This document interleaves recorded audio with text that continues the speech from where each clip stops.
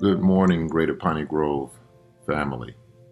This is your church member historian, Maurice Hobson, coming to you to discuss what it means to be Black and American during this holiday weekend.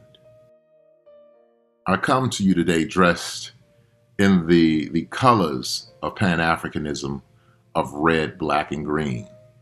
Red is for the blood, black is for the people, and green is for the land. Before I delve into this conversation as to what it means to be Black and American, I feel that it is important that I give you some of the context. This context comes from W.E.B. Du Bois's The Souls of Black Folk. This particular text becomes one of the most important texts in understanding why it is important to study the history of Black people. This is what Du Bois writes in terms of double consciousness.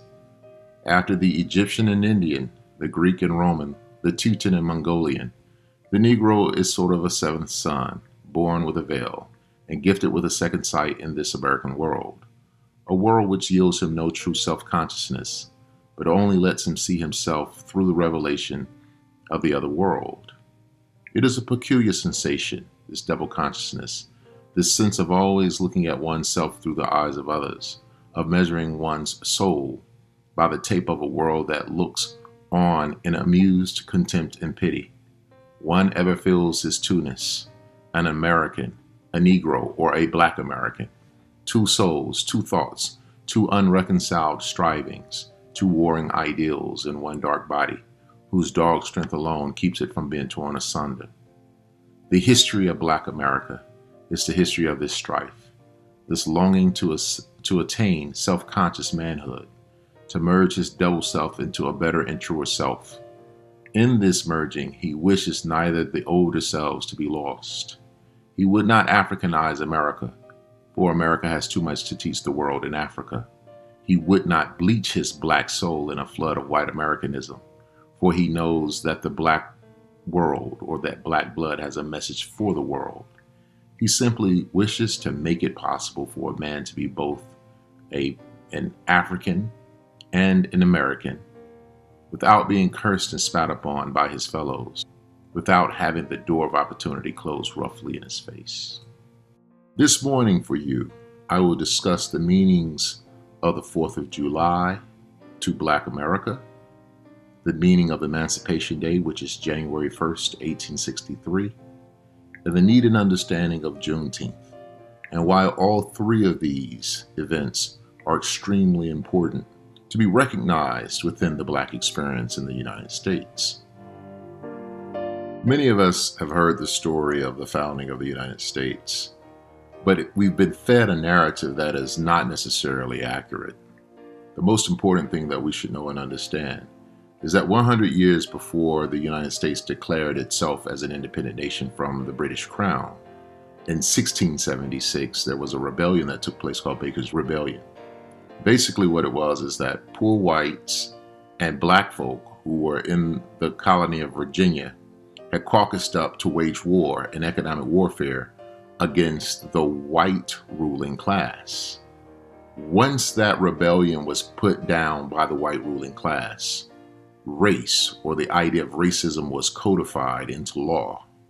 And it basically stated that for Black people to be relevant, they must be seen as servants. So this is where laws become very clear.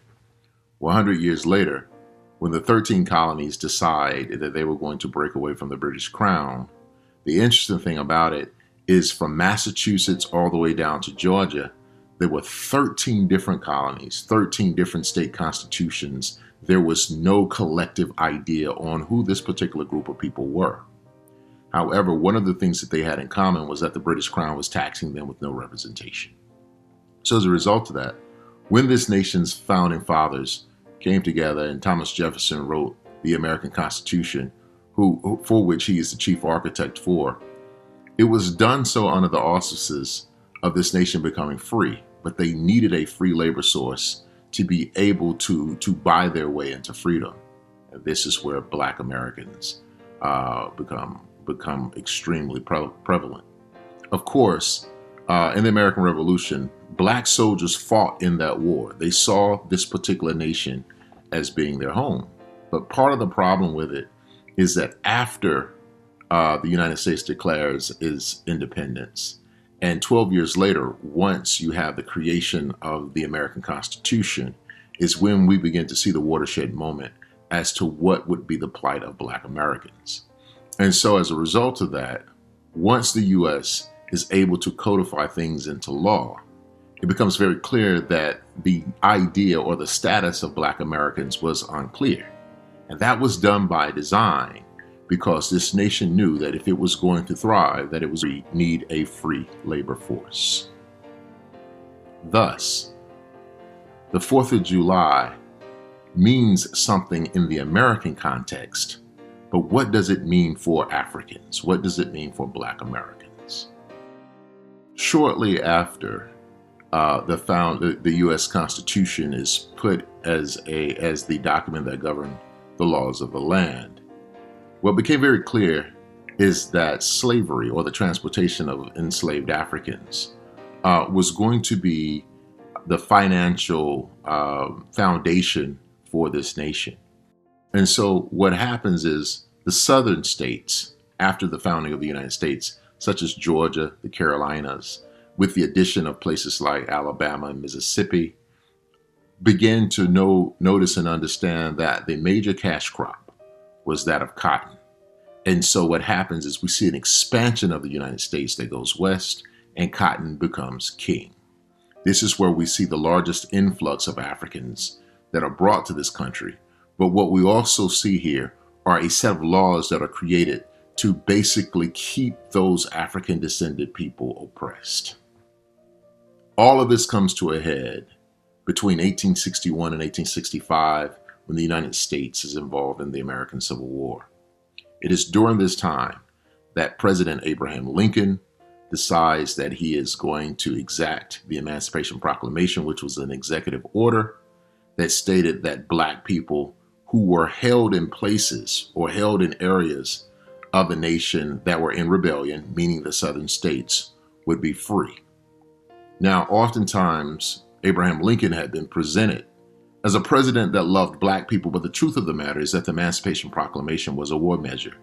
He was doing this to break the South's back, and he knew that the South's prowess, that their power existed in slavery, because slavery was what created the funds for them to actually go to war. On January 1st, 1863, is when we see the Emancipation Proclamation take place. But the problem is, because the southern states were not considered to be a part of the United States at that point in time, President Lincoln could not enforce this particular law. Once the South succeeds to the North in the Civil War, is where we began to see the southern states being brought back into this nation. And as a result of that, that is when the Emancipation Proclamation is really taking root. But what also happens with this is the Emancipation Proclamation, when it was delivered, it did not go to the nether regions of the United States. And of course, there were slaveholders in places like East Texas and Louisiana who refused to acknowledge the fact that President Abraham Lincoln had delivered the Emancipation Proclamation by executive order. So what happens is a general by the name of Gordon Granger was sent to Galveston, Texas, and was sent to present a proclamation that declared that all Black people were free. And this happens on June 19th, 1865. And what this represents is the absolute day of Jubilee for Black Americans. As we consider the tarrying of our people, I'd like for us to consider the concept of Black liberation theology, a theology that distinctively talks about the need that God becomes a source of freedom. Remember this, that all of God's children need God to be whatever it is that they need. A hungry person needs God to be food. A poor person needs God to be resources. A sick person needs God to be a healer. We must consider this concept of Black liberation theology, as we all know that Jesus came to set the captive free. This is something that must be considered in our spiritual strivings, because the notion of the Spirit is that liberation should follow. We know that God is the great liberator.